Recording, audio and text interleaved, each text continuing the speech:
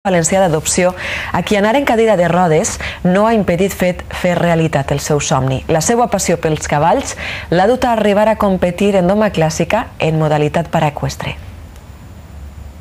A los 21 años tuve un accidente de tráfico y tuve una lesión medular, una paraplegia, y entonces eso pues me impidió volver a andar. Yo montaba antes y después del accidente retomé el montar a caballo y dar paseos por el campo, y hace 3 años me incorporaba a lo que es la competición.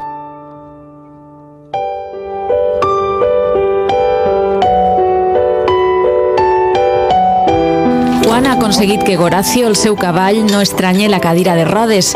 En el seu cas, la compenetració amb l'animal encara és més important. Lo acaricio, él me huele, yo le huelo, ¿no? Entonces ya vas viendo cómo está el caballo hoy, ¿no? Si estás más tranquilo, está más nervioso, ¿no? Este és el moment en què Juan necessita més ajuda. Una, dos.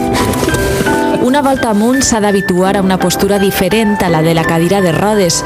Du una sella de muntar especial. Com que no té força a les cames, els estreps van fixos i a més de dur les regnes ha de guiar el cavall amb 2 fuets.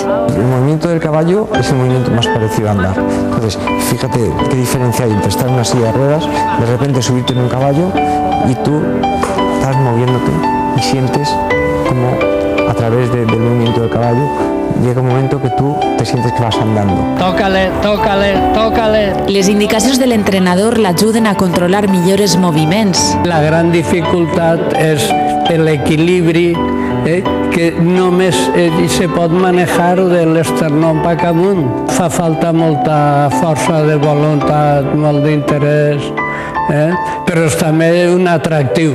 Però Juan, que té 3 carreres universitàries i que compagina l'esport amb la faena, ha aconseguit el seu somni. Ja ha participat en campionats tant a Espanya com a nivell internacional. Cuando una persona tiene una lesión medular, por mucho que te ayude la familia, si uno no quiere, si no eres uno mismo, no lo haces. Les majors limitacions estan així, perquè físicament tots tenim limitacions. Lo que en un principio es inalcanzable, las metas las tenemos en nuestra cabeza, y a mí me pasa diariamente. Me empiezo a montar a caballo y la primera sensación es decir, hoy no voy a poder trotar, hoy más imposible. A medida que pasan los minutos veo que realmente lo consigo hacer, ¿no?